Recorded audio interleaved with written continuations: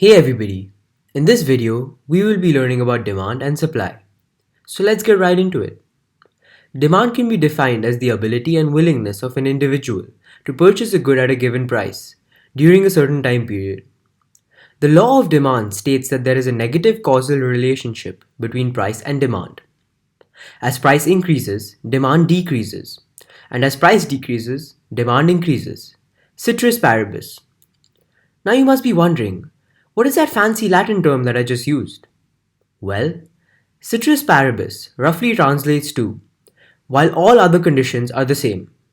When we state the law of demand, we assume that everything else remains unchanged.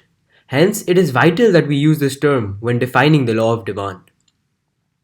Next, market demand refers to the sum of all individual demands in a certain market.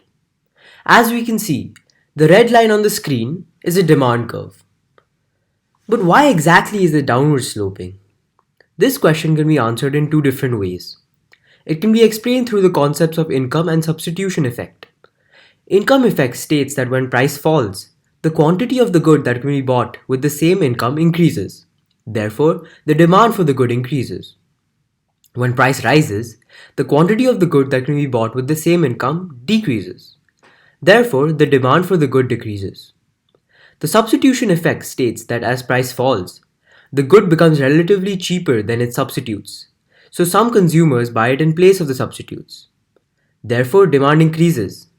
Conversely, as price rises, the good becomes relatively more expensive than its substitutes, causing some consumers to buy the substitute instead, and so demand decreases. Secondly, it can be explained through the law of decreasing marginal utility. The law of decreasing marginal utility states that as you consume more of a product, the added benefit or satisfaction gained from each additional unit decreases. Therefore, for each additional unit, the consumer will only be willing to consume it at a lower price. Suppose you are really hungry and you want cupcakes. The first cupcake you eat will satisfy your hunger the most. The next cupcake you eat will also satisfy your hunger, but a little lesser than the first. And after 10 cupcakes, your stomach will be almost full and you would not want the cupcake anymore, unless you get it for a lower amount of money. This is how the law of decreasing marginal utility works. So we saw that price affects demand. But what else can affect demand? Let's take advertising for example. Positive advertising can increase demand, whereas negative advertising can decrease demand. Complements are goods that are used together, for example a smartphone and a smartphone case. An increase in demand for one increases the demand for the other, and vice versa. Substitutes are goods that serve the same purpose, such as tea and coffee. If the price of tea increases, consumers will switch to coffee, and so the demand for coffee increases. Conversely, if the price of tea decreases, more consumers will choose tea over coffee, so the demand for coffee decreases. If direct taxes increase, the consumers have less disposable income, and so less of the good can be bought with the existing income, so the demand decreases. On the other hand, if direct taxes decrease, consumers have more disposable income, and so more of the good can be bought with the same income, and so the demand increases. So let's take a look at movements and shifts. If there is a change in the price of a good, there is a movement along the demand curve, but not the movement of the demand curve as a whole. As seen on the diagram, as price increases from P1 to P2, quantity demanded falls from Q1 to Q2. Whereas, when price decreases from P1 to P3, quantity demanded increases from Q1 to Q3.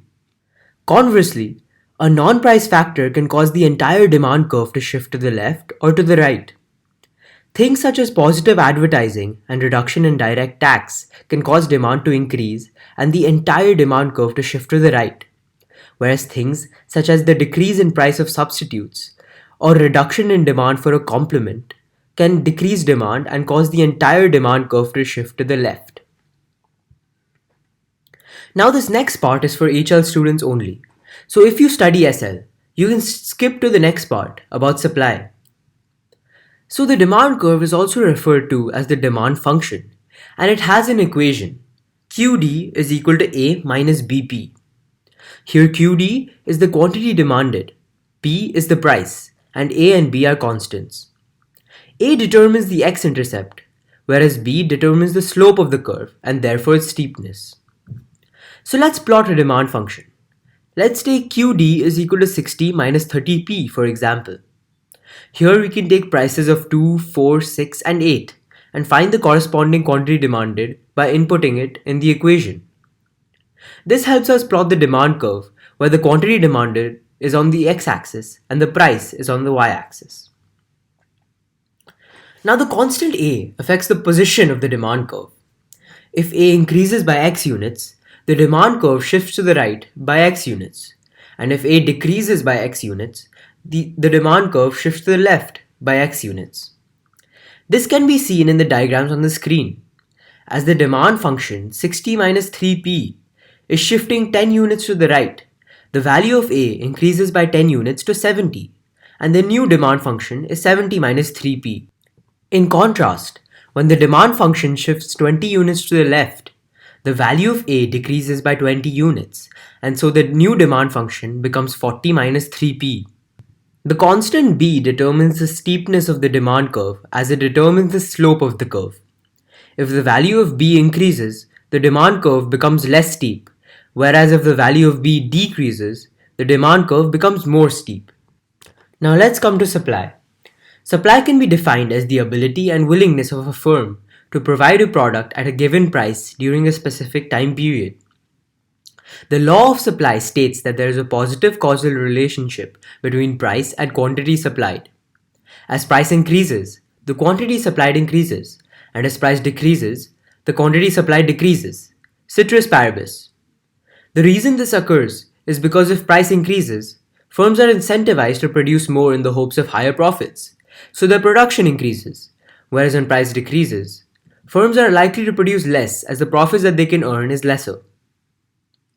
The market supply can be defined as the sum of all individual supplies.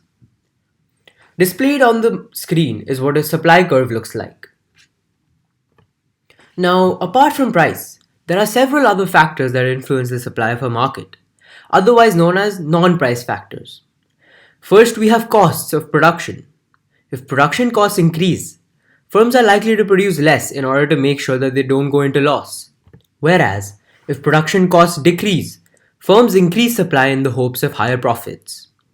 Subsidies or financial assistance by the government can reduce costs of production and increase supply. The imposition of a tax on the good or service, otherwise known as an indirect tax, can increase costs of production and decrease supply. Price of related products such as those in competitive supply, where two goods compete for the same resources, can lead to the supply of one decreasing if the supply of the other is increased. This can be seen for wheat and corn. If corn supply is to be increased, and both corn and wheat are grown in the same farm, the supply of wheat will have to decrease. In contrast, if two goods are in joint supply and are derived from the same product, if you want to increase the supply of one good, the supply of the other good is automatically increased. An example of this is whey and curd. Whey is a byproduct of making curd, so if the supply of curd increases, the supply of whey will inevitably increase too. A change in the price of the good leads to a movement along the supply curve. This can be seen in the diagram as price is increasing and decreasing. The quantity supplied also changes, but the supply curve does not move as a whole. However, in the case of non-price factors, the entire supply curve can shift. If subsidies are provided, for example, supply increases and the entire supply curve moves to the right. If an indirect tax is imposed, the supply decreases and so the supply curve shifts to the left. Now this bit is also for HL only, so SL students can go right ahead and skip to market equilibrium. So similar to demand, even supply has an equation that dictates the supply function. Qs is equal to C plus dP, where Qs is the quantity supplied, P is the price, and C and D are constants. Here C determines the x-intercept, and D determines the slope of the curve. So let's plot a supply function.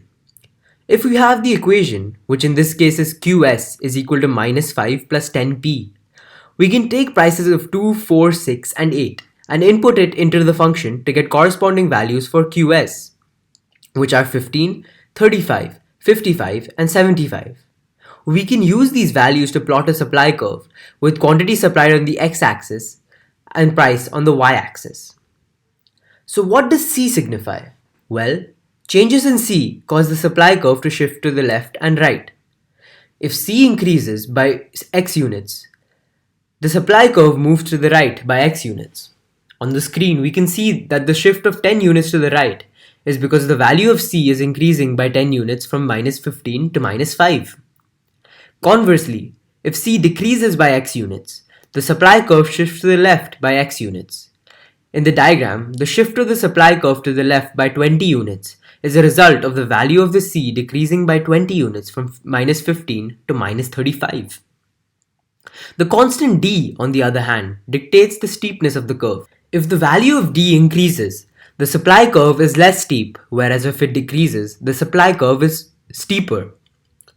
Well, if you were to put both the demand curve and the supply curve on the same diagram, the point where both of them intersect is what we call market equilibrium. The market equilibrium occurs when the quantity demanded is equal to quantity supplied. This can be seen in the diagram, where the point E is the market equilibrium and the price PE and the quantity QE is the equilibrium price and quantity. Now this is again HL only, so SL students can skip to the part about signaling and incentive function of price. So what if we needed to calculate the equilibrium quantity and price if we were given the equation of the curves? Well, let's take a look. So the first step is to equate QS to QD, as that is the market equilibrium. Then we need to solve for P. With these demand and supply equations, the P that we get is $20, which is the equilibrium price. By inputting this in either equation and finding the quantity, we can get the equilibrium quantity. In this case, it is 150 units. But what if you had a price above the equilibrium price? Well, at any point above the equilibrium price, supply exceeds demand, and so it is termed to be a surplus, where there is excess supply. Suppose we had the same demand and supply functions as before. What would be the surplus at a price of $30? Well, in order to calculate the surplus, we first need to find the quantity demanded at $30, which is 50 units. Then, we need to calculate the quantity supplied at $30, which is 250 units. Now, we need to subtract the quantity supplied from the quantity demanded to obtain the surplus. So, we do 250 minus 50, which is 200 units. Therefore, we can conclude that at a price of $30, there is a surplus of 200 units. Now the question arises, what about a price lower than the equilibrium price? At any point below the equilibrium, there is a shortage, where demand exceeds supply and there is excess demand. So, using the same demand and supply equations, what is the shortage at $15? In order to find the shortage, we first need to calculate the quantity supplied at $15, which is 100 units. Then, we need to calculate the quantity demanded at $15, which is 200 units. Finally, we need to subtract the quantity supplied from the quantity demanded, which in this case is 200 minus 100, which results in 100 units. Therefore, we can conclude that at $15, there is a shortage of 100 units. Now, as we have seen, price is a vital part of microeconomics. But why exactly does price have the effects that it does? Well, that can be explained through the incentive and signaling function of the price mechanism. An incentive is something that motivates a producer or consumer to follow a course of action or to change behavior. Higher prices provide the producer with an incentive to supply more due to the possibility of higher revenue and greater profits. The incentive function of a price rise is associated with an extension of the supply curve. Price also gives contrasting signals to producers and consumers. An increase in price tells the consumer to reduce demand, whereas it tells producers that a shortage exists, and it incentivizes them to increase supply, attracting other firms simultaneously. In contrast, falling prices tell the consumer to increase demand, whereas it tells firms that there is a surplus and so supply should be reduced. Now, the last thing we will learn today is consumer, producer, and community surplus. Consumer surplus can be defined as the difference between the price the consumer is willing and able to pay and the price the consumer actually pays. Producer surplus is defined as the difference between the price the producer is willing and able to pay and the price the producer actually pays. The community or social surplus is the sum of consumer and producer surpluses. Both of these are displayed on the diagram. It is important to note that when community surplus is maximized, allocative efficiency is achieved. Community surplus is maximized at market equilibrium. Well, that's it for today. I hope you learned something new, and please don't hesitate to ask questions down below. Subscribe if you want to stay up to date with all our uploads, and I'll see you next time.